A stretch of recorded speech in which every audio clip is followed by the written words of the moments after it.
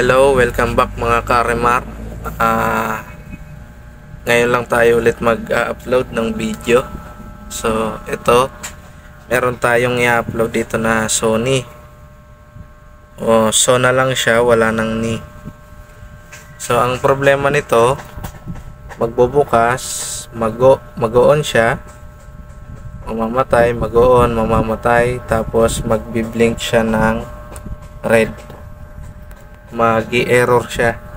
So subukan natin isaksak para makita natin kung ano yung problema niya. Saksak ko lang. Ayan, nakasaksak na. I-on ko lang.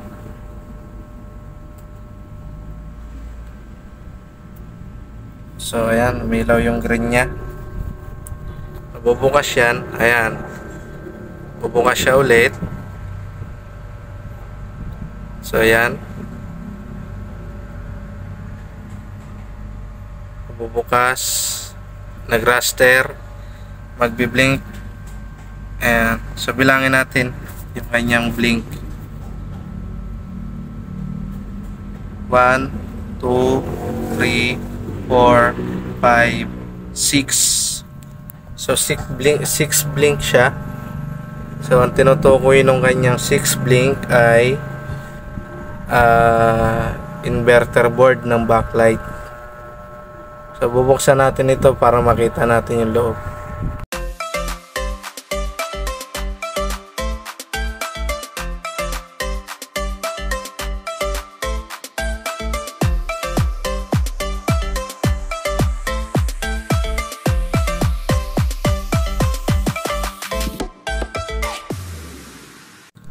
Bali, ito yung kanyang likod. So ayan, focus ko lang. At ito naman yung kanyang model. Model number KLB32R32B. So nabuksan ko na pala ito. Tinanggalan ko na ng mga tornilyo. Bubuksan na lang natin siya. Bubuksan natin. So ayan, yan yung kanyang loob. Ayan. Bali, malinis po yung kanyang board. Yun lang yung kanyang problema, 6 blink. So ang tinutukoy niya ay itong parte, yung kanyang backlight inverter. So ayan. Ayan.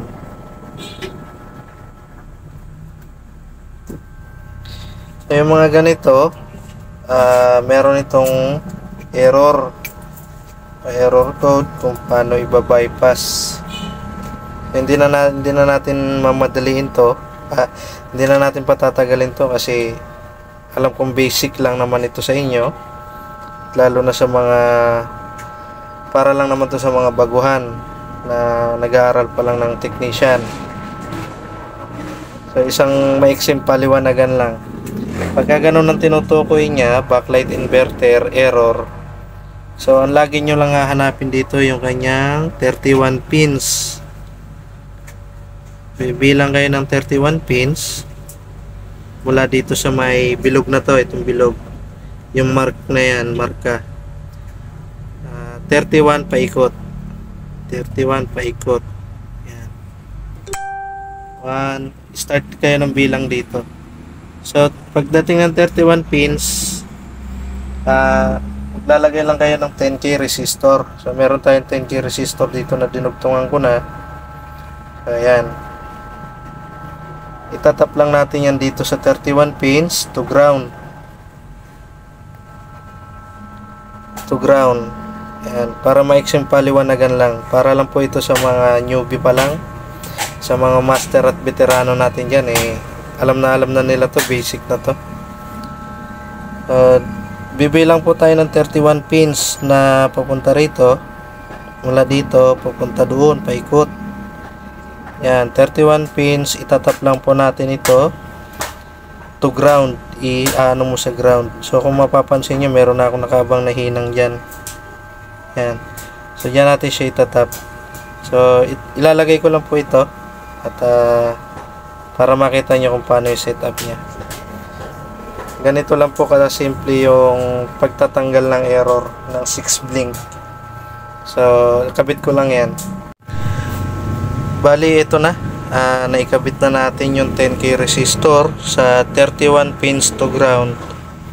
So ayan, tignan nyo na lang, medyo malabo. Yan,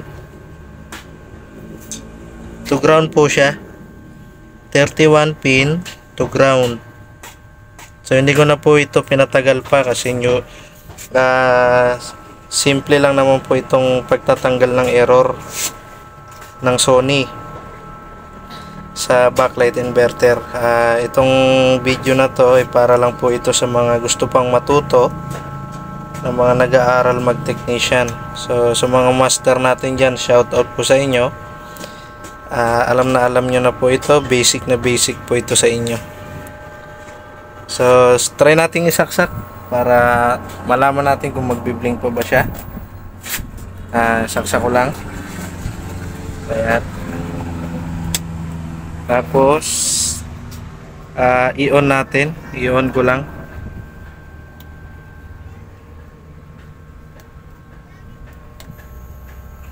So, bali ayan na.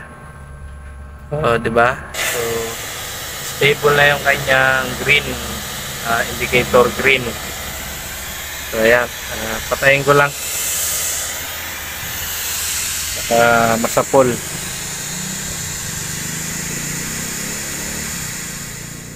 So inaan ko na lang, volume ko na lang. Ayan. So bali napansin nyo, hindi na siya nag-protect.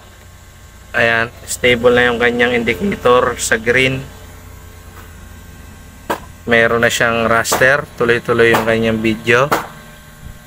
Ayan. So bali ganun lang po kasimple yung pagtatanggal ng protect.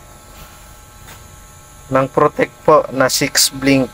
So magja-jumper lang kayo ng 10K resistor mula sa 31 pin ng IC papunta rito sa ground. So ayan. Okay. So hanggang dito na lang yung video natin. Madali ang video lang ito. Sana meron po kayong natutunan sa akin. At ngayon lang po tayo ulit nag-upload dahil busy po tayo at lagi po tayo nasa service. So ngayon lang po tayo nakapag-video dito sa shop natin. So hanggang dito na lang yung video ko. Sana at meron kayong natutunan. Meron naman ako na ituro sa inyo. At hindi ka pa nakapag-subscribe, paki-subscribe, pakitulungan yung aking channel na umangat. Isa lang po akong baguhan na YouTube pa lang. Ngayon pa lang po ako nag-YouTube. So hanggang dito na lang.